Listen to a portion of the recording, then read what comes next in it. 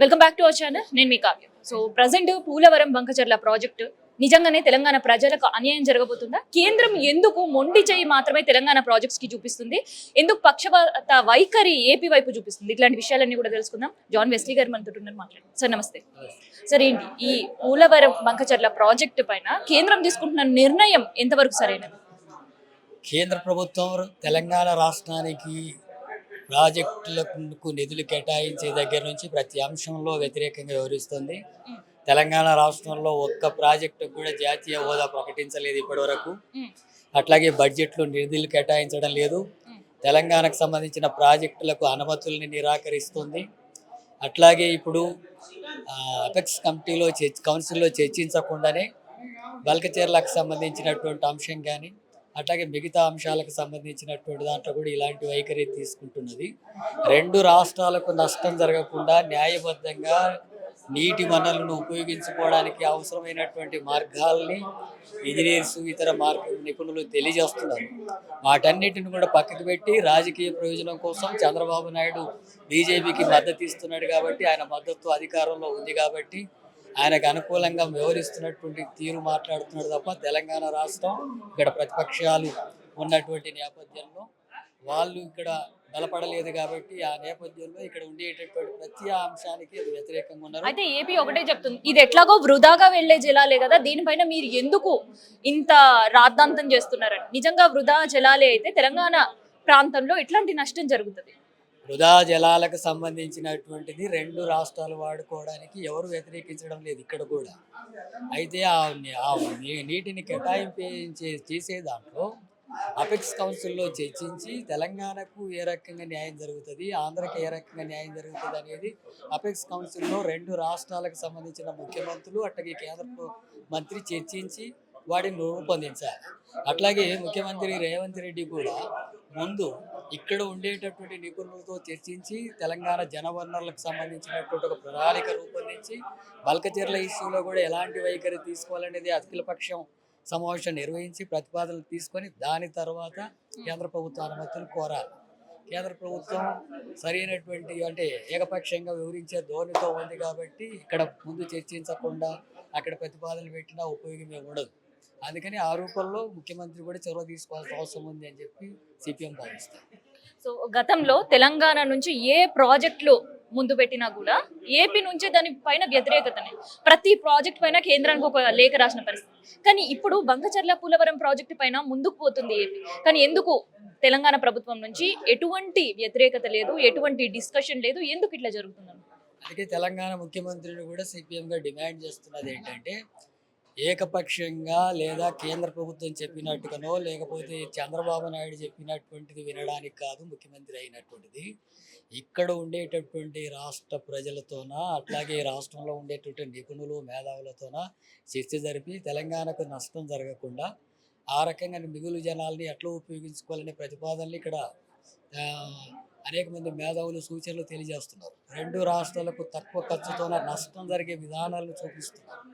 వాటిని పరిగణలోకి తీసుకోవాలని చెప్పి ముఖ్యమంత్రిని డిమాండ్ చేస్తారు. సరే, ఎందుకు అట్లీస్ట్ ఎపిక్ కౌన్సిల్లో దీనికి సంబంధించిన వివాదం పైన చర్చించాలి అని ఇప్పటి వరకు మన ప్రభుత్వం నుంచి ఎక్కడ కూడా మాట వినిపించని పరిస్థితి. అంటే ప్రభుత్వం కూడా అనధికారికంగా ఈ ప్రాజెక్ట్ ని సక్సెస్ చేయాలని చూస్తుంది అనుకోవచ్చా, లేదంటే ఈ ప్రాజెక్ట్ వల్ల తెలంగాణకు అన్యాయం చేయాలనుకుంటున్నారు?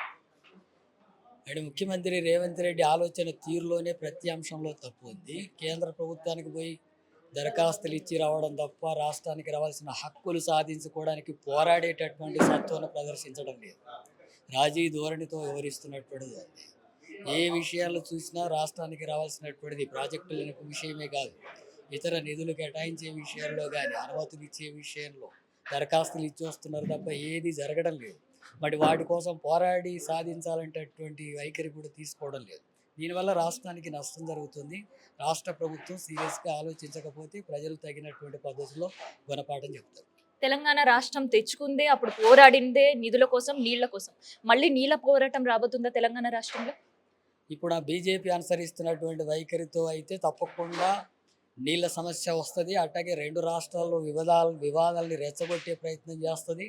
ఈ 2 రాష్ట్రాల్లో వివాదాలను రెచ్చగొట్టి తన రాజకీయ ప్రయోజనం పొందాలని చెప్పి బీజేపీ ప్రయత్నం చేస్తుంది. దాన్ని ముఖ్యమంత్రి అర్థం చేసుకొని అలాంటి అవకాశం లేకుండా వివరించాలా, రాష్ట్ర ప్రయోజనాలను కూడా కాపాడుకునే పద్ధతులను అనుసరించాలి. బీజేపీ యొక్క కుట్ర రాజకీయాలు, కుతంత్ర రాజకీయాల్లోకి పడిపోతే రాష్ట్రానికి నష్టం జరుగుతుందని చెప్పి మేము హెచ్చరిస్తున్నాం. సో ప్రజెంట్ రాష్ట్రంలో రైతుల పరిస్థితి ఎట్లా ఉంది? ఇప్పుడు రైతుల సమస్యల్ని, రైతులకు ఇచ్చినటువంటి వాగ్దానాలు అమలు చేయడంలో రాష్ట్ర ప్రభుత్వం కానీ కేంద్ర ప్రభుత్వం కానీ పూర్తి నిర్లక్ష్యంగా ఉంది. కేంద్ర ప్రభుత్వం ఎరువుల సబ్సిడీలు ఇవ్వడం లేదు. అట్లాగే రైతులకు గిట్టుబాటు ధర రావడానికి కావాల్సిన చర్యలు తీసుకోవడం లేదు. అట్లాగే ఇచ్చిన హామీలు అమలు చేయట్లేదు. ఇక్కడ రాష్ట్ర ముఖ్యమంత్రి కూడా రైతు భరోసా అనేటటువంటిది మొన్న కొద్దిపాటి వేసినా సరే అది పూర్తి చేయలేదు. రైతుల బీమా సమస్య పరిష్కరించలేదు. రైతులకు సంబంధించిన నకిలీ విత్తనాలు వస్తుంటే వాటిని అరికట్టే చర్యలు తీసుకోవడం లేదు. నీటి సమస్య వస్తుంది, అట్లాగే కరెంట్ సమస్య వస్తుంది. రైతులు అప్పుల పాలవుతున్నటువంటి పరిస్థితి వస్తుంది. రైతులను ఆదుకోవడంలో రాష్ట్ర ప్రభుత్వం కూడా విఫలమవుతుంది. రైతులు ఇప్పుడిప్పుడే పెద్ద ఎత్తున ఆందోళనకు గురవుతున్నటువంటి పరిస్థితి వస్తుంది.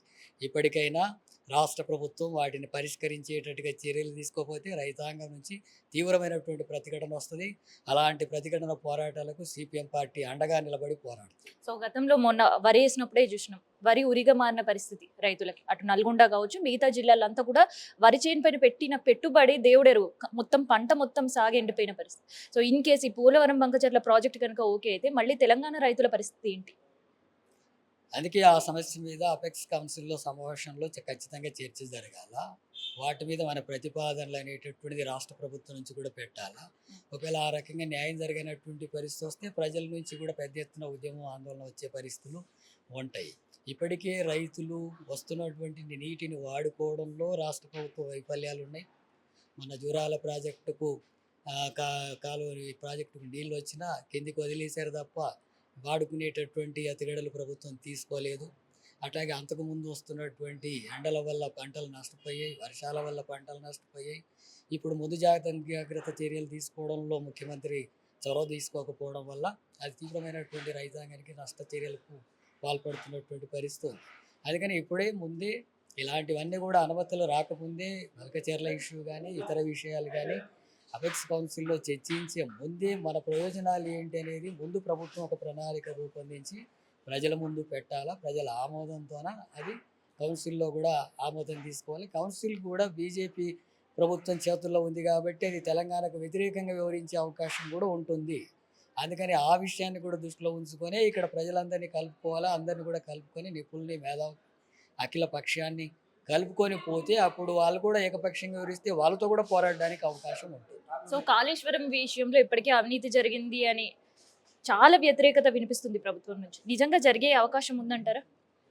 కాళేశ్వరం అవినీతికి సంబంధించినటువంటి విచారణ జరుగుతుంది కాబట్టి ఆ విచారణలో ఏం తేలుతుందో త్వరలోనే స్పష్టమవుతుంది. అవినీతి జరిగితే ఖచ్చితంగా అది ఎవరైనా సరే వాళ్ళ మీద చట్టపరంగా చర్యలు తీసుకోవాలనేది సిపిఎం పార్టీ ముందు చెప్తుంది, ఇప్పుడు కూడా చెప్తుంది. అవినీతి ఎంత జరిగిందా లేదా అనేది ఆ కమిషన్ నిర్ధారణ ఏం చేస్తుందో కూడా చూడాల్సింది. అందుకంటే ముఖ్యంగా కాళేశ్వరానికి సంబంధించినటువంటి మరమ్మతులు చేపట్టి వాటిని ప్రజలు, రైతాంగానికి, మొత్తం వ్యవసాయానికి ఉపయోగించేటటువంటి పద్ధతుల్లో నిధులు కేటాయించాల్సిన అవసరం ఉంది కేంద్ర ప్రభుత్వం. ఇంకొక దాదాపు 40,000 కోట్ల రూపాయలు వాటికి కేటాయించాల్సినటువంటి అవసరం ఉందని ప్రతిపాదనలు ఉన్నాయి.